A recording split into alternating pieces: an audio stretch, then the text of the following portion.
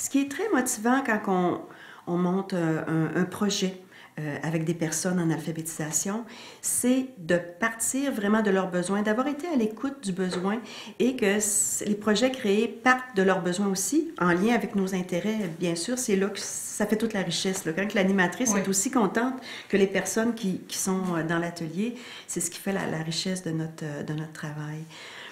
Donc, un des projets, je dirais, les plus déterminants que j'ai fait, les plus stimulants, c'est un projet sur la prévention de l'obésité et du diabète. Donc, c'était un projet santé qui alliait des trucs théoriques et concrets, puis aussi une remise en question du rôle de l'industrie alimentaire. Alors, vous voyez, le côté pratique, mangeons mieux, apprenons à mieux manger, essayons des recettes, mais réfléchissons sur pourquoi on mange si mal que ça. Donc, toutes ces dimensions-là étaient intégrées à l'intérieur d'un même projet et c'est ce qui en a fait la richesse aussi. Et de voir le résultat aussi pour les participants, de voir que les gens n'ont pas décroché de ce projet-là, sont restés vraiment en lien. Et malgré l'absence de financement pour poursuivre, il y a un petit bébé qui est né, là, qui est une cuisine collective occasionnelle basée sur la santé aussi, le fait de travailler ensemble et tout. Si on veut aller plus loin dans un niveau d'éducation populaire, là, il faut se dire concrètement comment on peut mieux se nourrir.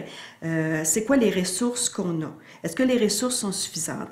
Quelles ressources communautaires on pourrait prendre pour s'aider à mieux se nourrir puis avoir une meilleure santé? Pourquoi tu es diabétique? C'est l'hérédité, c'est ci, c'est ça. Mais je vous donne un travail à faire ce soir. Vous allez regarder la télévision entre 7h et 8h. Je vous demande de me choisir 5 publicités que vous allez voir pendant ces heures-là. Alors après ça, on reprend les publicités et on se rend compte que c'était à peu près toutes des publicités de chips, de liqueurs, de trucs qui sont très, très mauvais pour la santé.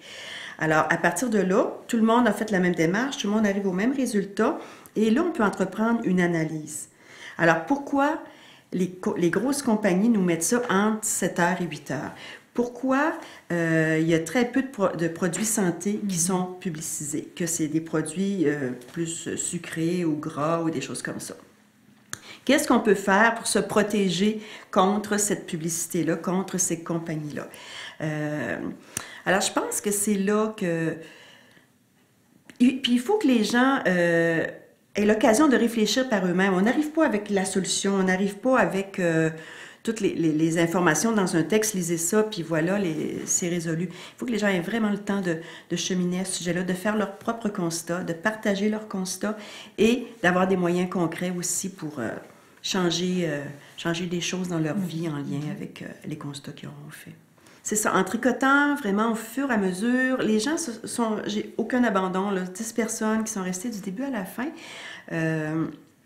parce que c'était tricoté au fur et à mesure. Si on parlait de telle chose, est-ce que ça vous conviendrait? Si on faisait ci, est-ce que ça vous conviendrait? Est-ce qu'on pourrait faire ça? Est-ce que les gens avaient des demandes aussi? Alors, après ça, on demande aux autres. Est-ce que cette demande-là pourrait répondre aussi à vos besoins?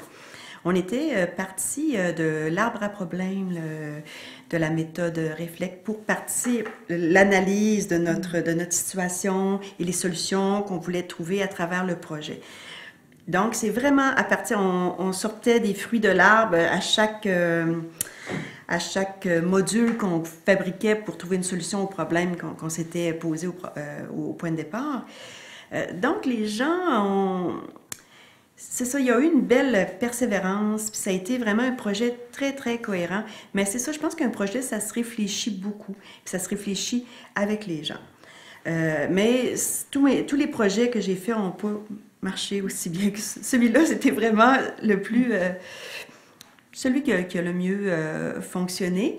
Et ma grande peine face à un projet qui a bien fonctionné comme ça, c'est le financement pour poursuivre la route. On lance des choses, on crée des besoins, puis après ça, on essaie d'y répondre, mais là, on n'a plus vraiment les moyens.